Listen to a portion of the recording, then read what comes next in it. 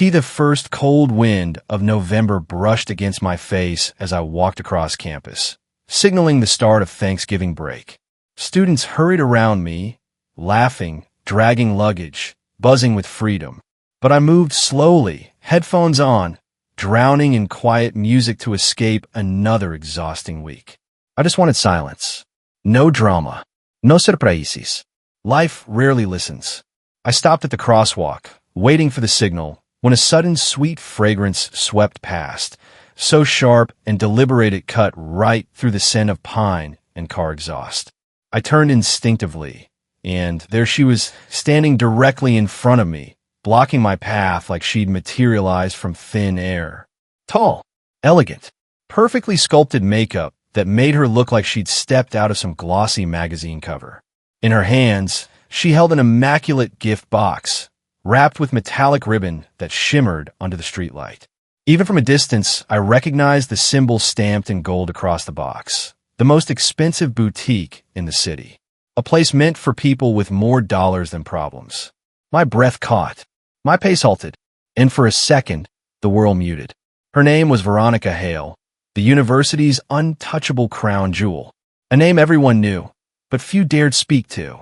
Rich family, breathtaking beauty, flawless grades, walking perfection. And someone like me? I was just Evan, a background character in the movie she starred in, an ordinary kid with average everything. We had shared classrooms for months, but exchanged barely 10 sentences. "Excuse me, is this seat taken?" That was it. Our worlds were parallel lines, never meant to touch. So why was she standing in front of me now? Her smile was gentle, but too practiced, like a scene she had rehearsed dozens of times. She raised the gift box slightly, her cheeks tinged with manufactured shyness. "Evan," she said softly, "do you have a girlfriend?" My brain froze. Was this real? Was I being pranked? Had the universe temporarily glitched? I stared. Well, Evan, looks like you're a celebrity now." The voice was playful, familiar, warm, a voice that wrapped around me like a blanket after a freezing winter rain. My heart leaped before I even turned. There she stood, dragging a suitcase, wearing an oversized beige hoodie and ripped jeans. No makeup. Hair tied messily like she'd rushed to the airport. Nothing fancy at all, yet somehow radiating a comforting light you couldn't look away from. My neighbor since childhood. My partner in school projects, late-night talks, and stupid dares. The friend who knew every version of me, the broken and the brave. I hadn't seen her in almost a year. Time stopped, and the air shifted. She walked up to me, looping her arm through mine casually, so natural it looked rehearsed. I froze, surprised, but her tiny wink said everything. "Play along." She leaned her head against my shoulder, staring directly at Veronica with the victorious smile of someone who just captured the queen in chess. "Sorry," she said sweetly, "but he's taken. Long-distance relationship. I came to surprise him for the holidays." Veronica's jaw clenched. Her eyes flickered between us, disbelief turning into something darker. You're together?" she breathed. "Very," Ava answered, tightening her hand on my arm. Color drained from Veronica's cheeks. Her confidence shattered. She exhaled sharply, face twisting in frustration. "Unbelievable," she hissed. Without another word, she spun around and climbed into a waiting luxury car, the gift box still in her hand. The door slammed. The engine roared. And just like that, she was gone. Silence dropped like a stone. Ava released my arm instantly, brushing it as if dusting off crumbs. Her laughter burst out a second later, bright and chaotic. "Evan Walker," she teased, shaking her head. "1 month away, and you're already attracting billionaire confession squads." I groaned and rubbed my face. "Yeah, hilarious. You really saved me back there. Why did she even—" "Op. Fine. Imated. Couch. You sleep on the couch." She pouted dramatically. "After all these years, that's my welcome?" But she followed me anyway. Small, quiet, clean, the scent of coffee and laundry detergent. Ava stepped inside, twirling slowly as if inspecting a castle. "Not bad," she announced. "Cleaner than I expected." I threw a pillow onto the sofa. "That's your bed. Enjoy." She flopped onto it, like a dramatic actress. Wow, 5-star hospitality. I rolled my eyes, heading to the kitchen to boil water. And as I stood there, watching the steam rise, it hit me. Ava was back. Veronica was furious. The universe had flipped its script overnight. But something told me this was only the beginning, because the real reason Ava came here had absolutely nothing to do with Thanksgiving. The kettle clicked off with a sharp metallic snap, pulling me back from the storm inside my head. I poured hot water into 2 cups, steam spiraling upward like ghostly ribbons. The quiet felt heavier than before, thick, charged, crawling under my skin. Ava sat on the edge of the couch, hugging a pillow to her chest, watching me with a faint, unreadable smile. For a moment, neither of us spoke. It was strange. This was Ava, someone who used to talk nonstop, who filled every silence with laughter or stories or ridiculous theories about why toast always lands butter side down. We used to speak without thinking. Now it felt like stepping carefully across cracked ice. I set a mug in front of her and sat on the opposite chair. So, I said slowly, "Are you going to tell me the real reason you're here?" Her eyes flicked up, and for a split second, something vulnerable flashed through them. Then she looked away. "Already told you. Thanksgiving break. I missed you. That's all." I wasn't convinced, not even close. "This isn't just a holiday visit, Ava." I leaned forward, lower my voice. "You showed up out of nowhere with a suitcase, no hotel booked, acting like everything's perfectly normal. That's not you." She sighed, dramatically, rolling on her back like she collapsed from existential exhaustion. "Why can't it just be that simple?" she muttered. "Because I know you." That made her pause. She stared up at the ceiling, letting silence stretch again. My heartbeat thudded too loudly, echoing in my head. I didn't want to push her, but something was very, very wrong. I could feel it. "You remember the summer after high school?" she asked suddenly. I blinked. "That's random. Of course I remember." "The night before I left," she continued, voice softer now. "We sat on a roof and talked about what life would look like in 5 years. I remembered it vividly. Warm air, streetlights glittering below us like stars fallen from the sky. Ava kicking her feet against the tiles. Her tone snapped sharply, louder than expected. She stood abruptly and turned away from me, facing the window. The streetlights outside cast a soft halo around her silhouette. For a moment, I thought I heard her sniff quietly, but maybe I imagined it. What the hell was going on? Then, before I could try again, she changed the subject completely. "So, what was with Veronica? Do you seriously have rich heiresses forming confession lines now?" she asked, forcing a teasing tone that didn't fit. I rubbed my temples. "Please don't start." "No, really," she insisted, leaning on the window frame. "Why you? Out of a campus with 10,000 students." "I don't know," I admitted, "but I'm guessing it wasn't about feelings. Rich kids get bored easily. Maybe I was just a convenient target for entertainment." Ava scoffed. She didn't look like she was playing. Trust me, there was something fake about it. She cracked the moment I questioned her. Ava's lips curled upward, but her eyes stayed serious. "Well, I'm glad I arrived in time. Your face looked like a trapped animal." I laughed despite myself. "Yeah, thanks for that heroic entrance." "Any time." Her smile softened, real this time. For a few seconds, we just stared at each other, memories flickering in the air between us like fading fireflies. Then exhaustion hit me suddenly, like a wave crashing over my shoulders. "I'm turning in," I said quietly. "You okay out here?" "Yeah," she nodded. "Night, Evan. Night." A faint sound cut through the silence. Soft, choked, painful. At first I thought it was wind threading through poorly sealed windows, but then I heard it again. "Asobi." I sat up quietly, heart pounding. I stepped into the dim living room, and there she was, curled tightly under the blanket, hands covering her mouth, tears streaming silently down her cheeks as she tried desperately not to make a sound. The sight punched the air out of my lungs. "Ava," I whispered. She flinched, wiping her face rapidly like a child caught. I felt like one. I felt like I was disappearing, like I didn't matter to anyone. I just needed a place where I wasn't invisible. I moved closer, lower my voice. "You're not invisible, Ava." Her breath trembled. Then why didn't you stay in touch? She whispered painfully. If I mattered so much, why did it feel like you forgot about me? The question stabbed straight through me, sharp, merciless, and the truth hurt more than any lie. I was scared, I said quietly. Scared that if I stayed too close, I'd realize I needed you more than anything else. Her eyes widened slightly. The air between us tightened like a drawn bowstring. She stared at me, breath shallow, lips parted. Evan, she whispered. For a moment, we were suspended there, caught between past and present, friendship, and something much more dangerous. Then she looked away suddenly, wiping her face again. I should sleep, she whispered. Yeah, I said softly. Try to rest. She nodded, turning away, curling into the blanket again.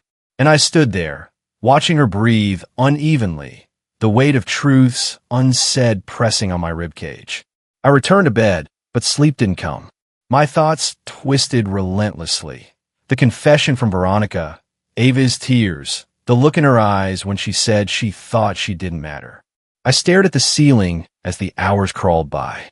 Something had changed tonight. Something irreversible. And I couldn't shake the feeling that everything that happened was connected, that Veronica's sudden confession wasn't random, and Ava's arrival wasn't coincidence. There was a storm gathering somewhere behind all this, and I was standing directly in its path. I had no idea then that the next morning would tear open secrets. I never asked to know. I begged her, not for another chance, but for weeks after that horrible fight at the restaurant, I tried pretending everything was normal.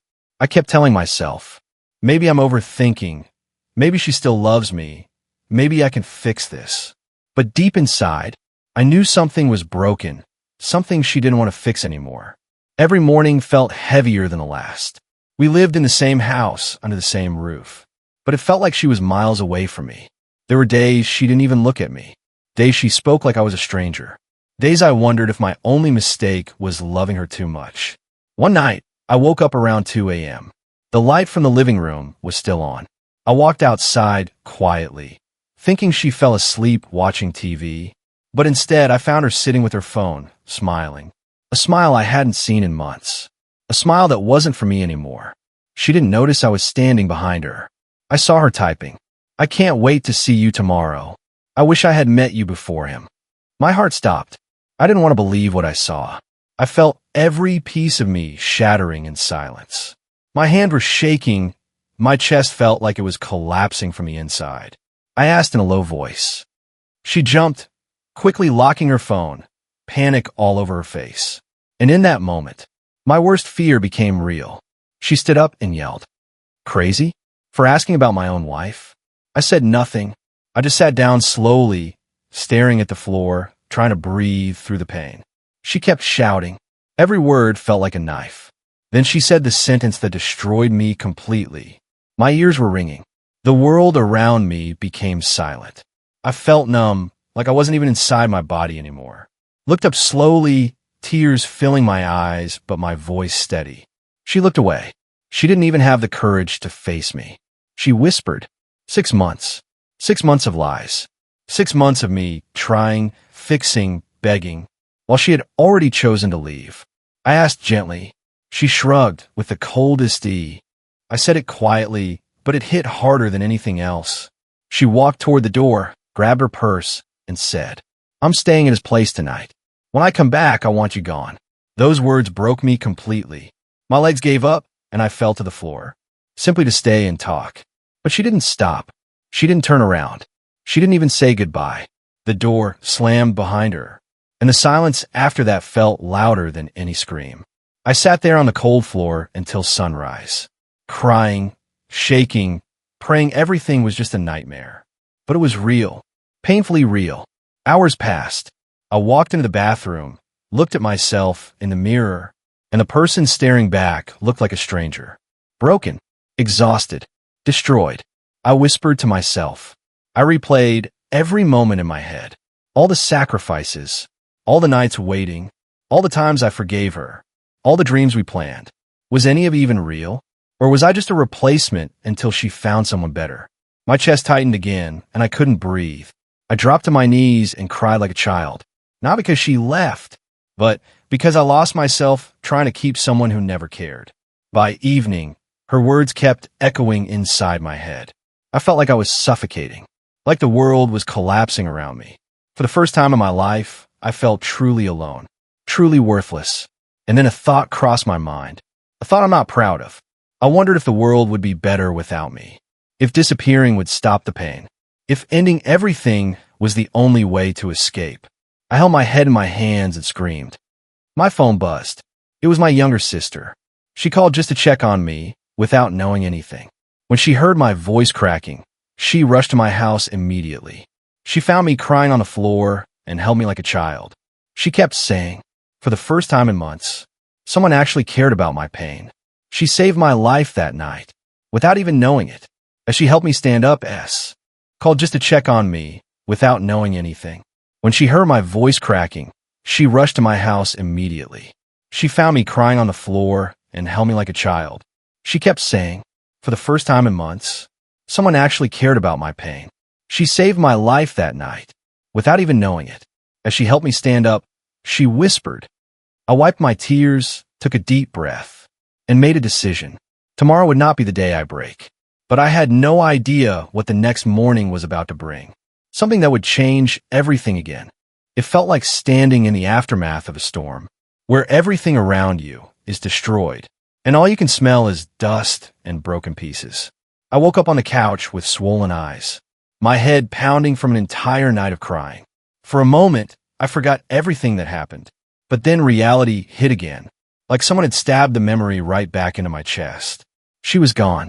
My marriage was gone, and the life I built around her collapsed overnight, like a house built on sand. I sat silently, staring at the wall, unable to move, unable to think. And then my sister walked in from the kitchen with 2 cups of tea. She placed one in front of me and sat down quietly. She didn't say anything at first, just silence, the kind of silence that feels heavy but comforting at the same time. After a few minutes, she whispered. I looked at her with empty eyes. She touched my shoulder gently and said, her words didn't fix everything, but they lit a small spark inside my chest, a spark I thought was dead. I walked to the bathroom, washed my face, and when I looked in the mirror, I didn't see the broken man from last night. I saw someone who survived his worst night and was still standing. I whispered to myself. I cleaned the house, packed a few things, canceled everything I had planned for the day, and walked outside with my sister.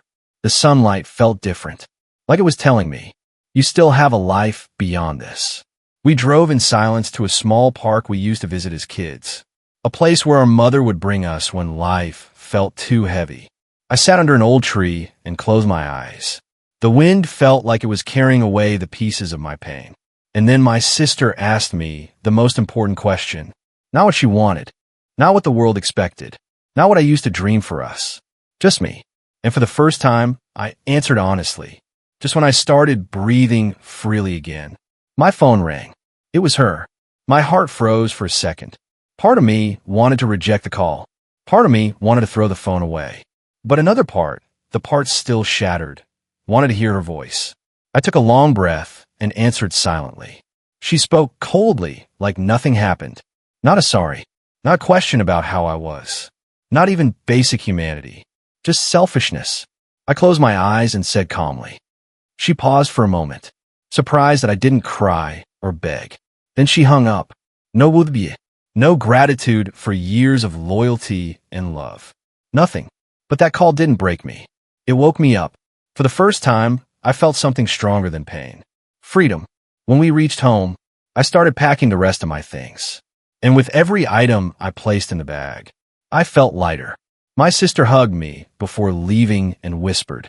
I stood in the center of the living room, took one last look around, and placed my house key on the table. Not as a symbol of defeat, but as proof that I survived the worst night of my life. Just as I was about to leave, the front door opened, and she walked in. Her hair was messy, her lipstick smudged, wearing the same clothes she left in last night. She looked at me with a strange expression, like she wasn't expecting me to be standing strong. She said. I nodded silently. She stepped closer, crossing her arms. I looked her straight in the eyes. Her face changed. Anger, confusion, and maybe for a second, shock. But I didn't wait for her reply. I walked past her, opened the door, stepped outside, and when that door closed behind me, I felt the weight of years fall from my shoulders.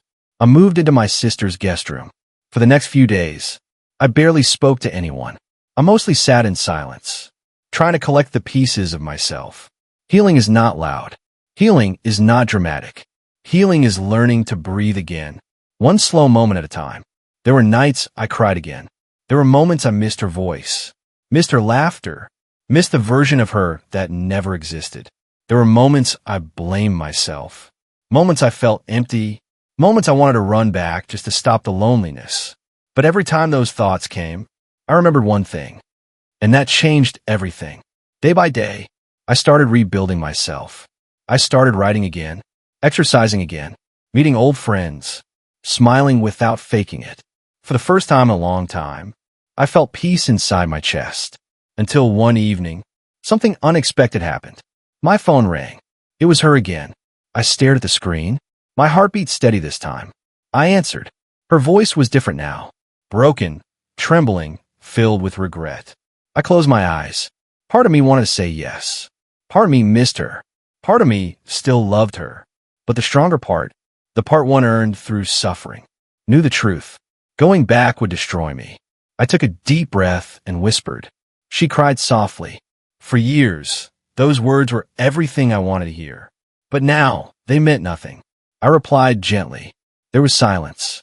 Then she said, voice breaking. And I answered. And then I ended the call. Not out of anger, but out of peace. A couple of weeks later, just when life started making sense again, my phone buzzed. A message popped up from an unknown number. My hands froze. Who was it? What truth? Why now? My heart started racing again. The past wasn't done with me. I stared at that unknown message on my phone for almost 5 minutes. My hands were trembling again, not from fear, but from the feeling that another storm was coming. Just when I thought the skies were finally clearing, I stepped outside into the cool evening air, sat on the curb near the house, and dialed a number. The call connected. A man's voice responded. Nervous, shaky, but honest. My heart stopped for a second. I felt like the air disappeared. He continued. I stayed silent. He took a deep, painful breath. I closed my eyes, feeling confusion tightening in my chest. I asked quietly. He answered with a voice full of regret. My heart sank. I felt sick. I felt my stomach twist. I felt rage burning in my blood. I whispered, barely breathing. He paused, and then he said the words that hit harder than anything before. He continued speaking, his voice breaking like glass. I felt everything inside me freeze. All the sleepless nights, all the questions, all the pain suddenly made sense. She wasn't unhappy because of me. She wasn't broken because of me. She wasn't leaving because I wasn't enough. She left because no one would ever be enough for someone who doesn't even love themselves. He said, then his voice grew soft. For the first time, he wasn't my enemy. He was another victim, another heart she stepped on, another life she destroyed while searching for something she would never find. I didn't scream at him. I didn't threaten him. I didn't blame him. Instead, I said gently, and then he spoke the words that closed the chapter completely. I took a deep breath, held it for a moment, and released everything I had carried for so long. And I hung up. 2 days later, as if fate wanted to test me one last time, she showed up at my sister's door. Her face was swollen from crying, her voice trembling, her hands shaking. She looked nothing like the woman who once walked out so confidently, telling me she found someone better. She whispered. For a second, my heart softened, not because I wanted her back, but because once upon a time, I loved her more than anything. But love without respect is self-destruction, and I was done destroying myself. I stepped outside, closed the door behind me, and stood in front of her silently. She tried to grab my hand, her voice cracking. Tears filled my eyes, but they weren't tears of pain anymore. They were tears of freedom. I spoke in the calmest voice I had ever used. She cried harder. I nodded. And for the first time, I wasn't the one begging. I wasn't the one crying. I wasn't the one breaking. She looked into my eyes, searching for the man who once worshipped her. But he was gone. I turned around and walked away. Not because I won, but because I finally learned to choose myself. The world felt different. The sky looked brighter. The air felt lighter. I wasn't losing someone. I was finding myself. Life isn't about holding on. Sometimes it's about letting go. So your hands are free to build something better. I learned something powerful that day. And I did. Weeks passed, then months. I rebuilt myself piece by piece. I became stronger. Not because I never fell, but because I stood up again. I found peace. I found purpose. I found happiness in small things. And one day, I looked in the mirror, smiled, and whispered. Because sometimes, if you're listening to this, and you're hurting, and someone left you, or someone broke you, remember this. One day you'll look back and say, and the world will finally understand why God made you walk through the fire, so you could rise from it.